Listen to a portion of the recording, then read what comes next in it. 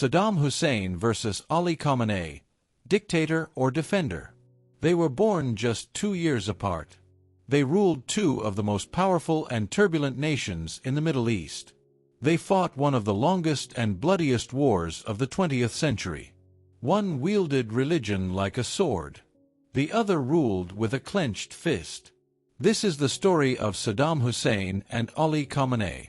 Dictators to some, defenders to others. But to history, they are symbols of power, paranoia, and the lasting scars of war. You're watching the crime narrative. Let's unravel the truth. Two men, two origins. Saddam Hussein was born in 1937 in a mud-brick village near Tyrant, Iraq. His father vanished before his birth. His stepfather beat him savagely. By age 10, he ran away from home, seeking refuge with his uncle, a man steeped in Arab nationalist ideology. That's where the journey began. A journey not shaped by books or sermons, but by blood, bullets, and ambition. Ali Hosseini Khamenei was born 2 years later, in 1939, in the religious city of Mashhad, Iran. Unlike Saddam, his childhood was spiritual, disciplined, immersed in the Quran and Islamic jurisprudence. He studied under grand Ayatollahs, mentored by the most powerful clerics of the time. While Saddam learned to fight in the streets, Khamenei learned to whisper in the shadows. Seizing power, gun versus gown. Saddam rose through the ranks of Iraq's Ba'ath Party, a secular Arab nationalist movement. In 1979, he forced his mentor, President Ahmed Hassan al-Bakr, into resignation and took power. His first act? A televised purge. One by one, party members were accused of treason. They were dragged out of the room. They were never seen again.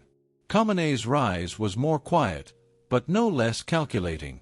After the 1979 Islamic Revolution overthrew the Western-backed Shah, Khamenei stood beside Ayatollah Ruhollah Khomeini as the revolution's loyal guardian. He was shot in an assassination attempt in 1981. Survived. Rose. And in 1989, he was named Supreme Leader, the highest authority in Iran. Chosen by clerics. Shielded by God. Untouchable. Ruling with fear or faith. Under Saddam, Iraq became a living nightmare. His secret police, the Mukhabarat, watched everything. Neighbors reported neighbors. Whispers got you arrested. Silence got you killed. He built palaces while his people lived in ruins. Entire communities, especially Kurds and Shiites, were subjected to chemical attacks, mass graves, disappearances. Ali Khamenei built his empire differently. He cloaked it in religion. He ruled not through a cult of personality, but through a network of loyal clerics and revolutionary guards. Iran held elections, but only candidates approved by his regime could run. Women were policed. Protesters were crushed. Journalists were jailed. And yet, the regime claimed divine legitimacy. Not a dictatorship, they said, but God's law. The Iran-Iraq War, brother versus brother. In 1980, Saddam struck. Iran's revolution had shaken the region. Its military was in chaos. Saddam believed he could seize territory and crush the new Islamic regime. He invaded. What followed was an 8-year bloodbath.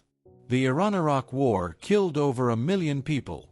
Saddam's forces used chemical weapons. Iran, under Khamenei and others, sent waves of teenage volunteers to the front lines. Martyrs, they called them. Cannon fodder, others whispered. The war ended in a ceasefire. No victory. No peace. But it changed everything. Saddam was weakened. Khamenei, and Iran's theocracy, emerged stronger. Battling the West. 2 different plays. Studio microphone. Narrator. Saddam hated being told what to do. In 1990, he invaded Kuwait, claiming the tiny Gulf state was stealing Iraq's oil. The world responded with Operation Desert Storm. Saddam was pushed out, but survived. Sanctions followed. Iraq crumbled. Still, he remained in power until 2003. After September 11th, the United States accused him of harboring weapons of mass destruction. The evidence? Questionable. The decision? Invasion. Saddam fled. Was found in a hole in the ground. Tried. Convicted. And hanged. Ali Khamenei took a different approach. He never invaded his neighbors. Instead, he built influence through proxies, supporting Hezbollah in Lebanon, the Houthis in Yemen, and militias in Iraq and Syria. He became the spiritual enemy of the West, but avoided open war. While Saddam challenged the West head-on and lost, Khamenei stayed in the shadows and endured. The legacy question: dictator or defender? Saddam is gone. His statues torn down. His legacy, one of fear, war, and mass murder. To most, he is a cautionary tale. To some, a lost symbol of Arab pride and national unity. Khamenei remains. But his Iran faces deep unrest. Women burn their hijabs in protest. Youth chant, "Death to the dictator." Sanctions choke the economy. And still, he rules. Two different men. One ruled with guns and gold. The other with scripture and surveillance. But both kept their nations in iron cages. Saddam Hussein and Ali Khamenei. Enemies in war. Opposites in image. Yet bound by the same thirst for absolute power. One died by the rope. The other still stands behind the veil of religion. But history will judge them both, not by how long they ruled, but by what they left behind. You've been watching The Crime Narrative. If you found this story compelling, don't forget to like, comment, and subscribe for more deep dives into the world's darkest power plays. Two men, one region, and a legacy written in war, faith, and fear.